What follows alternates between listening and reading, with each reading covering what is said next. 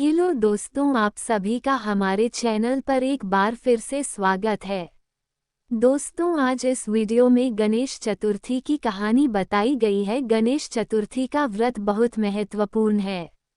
संकष्टी गणेश चतुर्थी व्रत करने से घर परिवार में आ रही विपदा दूर होती है, कई दिनों से रुके मांगलिक कार्य संपन्न होते हैं तथा भगवान श्री गणेश असीम सुखों की प्राप्ति कराते हैं।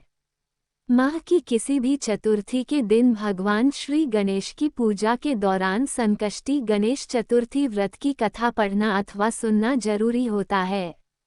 इससे संबंधित 4 कथाएं प्रचलित हैं। पहली कथा दोस्तों, मैं आपको गणेश जी की पहली कथा सुनाने जा रही हूँ। दोस्तों, इस कथा को बहुत प्रेम से सुने। गणेश भगवान आपकी संपूर्ण विपदा को दूर करेंगे। पौराणिक एवं प्रचलित श्री गणेश कथा के अनुसार एक बार देवता कई विपदाओं में घिरे थे। तब वो मदद मांगने भगवान शिव के पास आए। उस समय शिव के साथ कार्तिकेय तथा गणेश जी भी बैठे थे। देवताओं की बात सुनकर शिव जी ने कार्तिकेय व गणेश जी से पूछा कि तुम में से कौन देवताओं के कष्टों का निवारण कर सकता है। तब कार्तिकेय व गणेश जी दोनों ने ही स्वयं को इस कार्य के लिए सक्षम बताया। इस पर भगवान शिव ने दोनों की परीक्षा लेते हुए कहा कि तुम दोनों में से जो सबसे पहले पृथ्वी की परिक्रमा करके आएगा वही देवताओं की मदद करने जाएगा। भगवान शिव के मुख से यह वचन सुनते ही कार्तिकेय अपने वाहन मोर पर बैठकर पृथ्वी की परिक्रमा के लिए निकल गए, परंतु गणेश जी सोच में पड़ गए कि वह चूहे के ऊपर चढ़कर सारी पृथ्वी की परिक्रमा करेंगे तो इस कार्य में उन्हें बहुत समय लग जाएगा। तभी उन्हें एक उपाय सूझा। गणेश अपने स्थान से उठे और अपने माता पिता की 7 बार परिक्रमा करके वापस बैठ गए। परिक्रमा करके लौटने पर कार्तिकेय स्वयं को विजेता बताने लगे। तब शिव जी ने श्री गणेश से पृथ्वी की परिक्रमा न करने का कारण पूछा। तब गणेश ने कहा, माता पिता के चरणों में ही समस्त लोक हैं। ये सुनकर भगवान शिव ने गणेश जी को देवताओं के संकट दूर करने की आज्ञा दी। इस प्रकार भगवान शिव ने गणेश जी को आशीर्वाद दिया कि चतुर्थी के दिन जो तुम्हारा पूजन करेगा और रात्रि में चंद्रमा को अर्घ्य देगा उसके तीनों ताप यानी दैहिक ताप, दैविक ताप तथा भौतिक ताप दूर होंगे। इस व्रत को करने से व्रतधारी के सभी तरह के दुख दूर होंगे और उसे जीवन के भौतिक सुखों की प्राप्ति होगी। चारों तरफ से मनुष्य की सुख समृद्धि बढ़ेगी। पुत्र पौत्रादि धन ऐश्वर्य की कमी नहीं रहेगी। गणेश चतुर्थी व्रत की दूसरी कथा दोस्तों, अब मैं गणेश जी की दूसरी कथा सुनाने जा रही हूँ। इसे भी बहुत प्रेम से श्रद्धा पूर्वक सुने। एक समय की बात है, राजा हरिश्चंद्र के राज्य में एक कुम्हार था।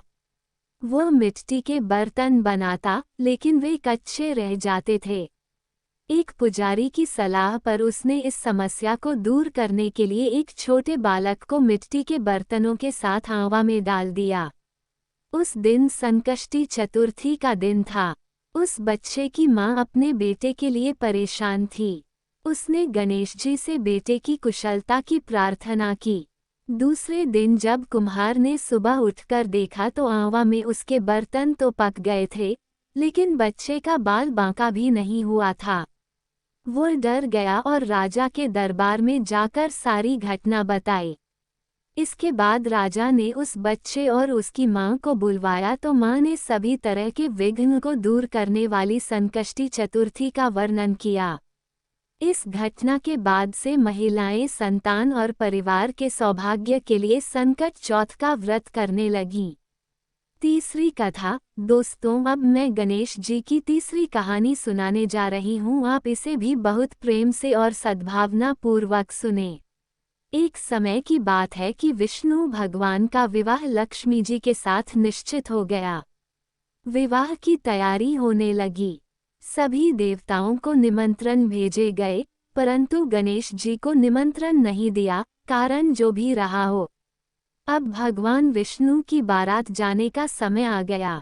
सभी देवता अपनी पत्नियों के साथ विवाह समारोह में आए। उन सबने देखा कि गणेश जी कहीं दिखाई नहीं दे रहे हैं। तब वे आपस में चर्चा करने लगे कि क्या गणेश जी को नहीं न्योता है, या स्वयं गणेश जी ही नहीं आए हैं। सभी को इस बात पर आश्चर्य होने लगा। तभी सबने विचार किया कि विष्णु भगवान से ही इसका कारण पूछा जाए। विष्णु भगवान से पूछने पर उन्होंने कहा कि हमने गणेश जी के पिता भोलेनाथ महादेव को न्योता भेजा है। यदि गणेश जी अपने पिता के साथ आना चाहते तो आ जाते, अलग से न्योता देने की कोई आवश्यकता भी नहीं थी।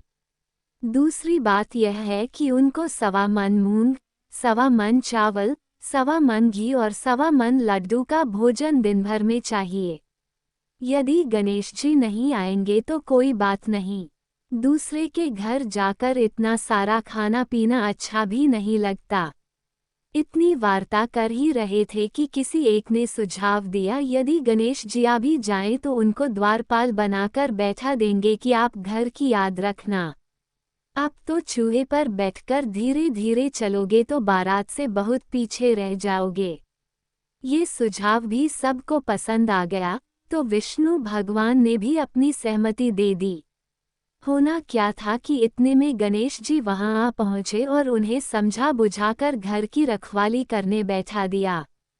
बारात चल दी, तब नारद जी ने देखा कि गणेश जी तो दरवाजे पर ही बैठे हुए हैं, तो वे गणेश जी के पास गए और रुकने का कारण पूछा। गणेश जी कहने लगे कि विष्णु भगवान ने मेरा बहुत अपमान किया है। नारद जी ने कहा कि आप अपनी मूषक सेना को आगे भेज दें, तो वह रास्ता खोद देगी जिससे उनके वाहन धरती में धंस जाएंगे, तब आपको सम्मानपूर्वक बुलाना पड़ेगा। अब तो गणेश जी ने अपनी मूषक सेना जल्दी से आगे भेज दी और सेना ने जमीन पोली कर दी। जब बारात वहां से निकली तो रथों के पहिए धरती में धंस गए। लाख कोशिश करें, परंतु पहिए नहीं निकले। सभी ने अपने अपने उपाय किए, परंतु पहिए तो नहीं निकले, बल्कि जगह जगह से टूट गए।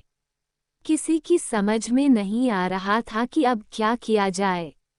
तब तो नारद जी ने कहा, आप लोगों ने गणेश जी का अपमान करके अच्छा नहीं किया। यदि उन्हें मनाकर लाया जाए तो आपका कार्य सिद्ध हो सकता है और यह संकट टल सकता है। शंकर भगवान ने अपने दूत नंदी को भेजा और वे गणेश जी को लेकर आए। गणेश जी का आदर सम्मान के साथ पूजन किया, तब कहीं रथ के पहिए निकले। अब रथ के पहिए निकल को गए, परंतु वे टूट फूट गए, तो उन्हें सुधारे कौन? पास के खेत में खाती काम कर रहा था, उसे बुलाया गया। खाती अपना कार्य करने के पहले श्री गणेशाय नमः कहकर गणेश जी की वंदना मन ही मन करने लगा। देखते ही देखते खाती ने सभी पहियों को ठीक कर दिया।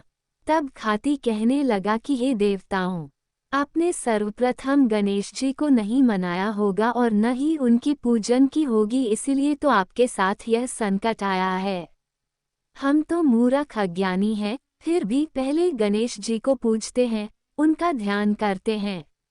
आप लोग तो देवतागण हैं, फिर भी आप गणेश जी को कैसे भूल गए?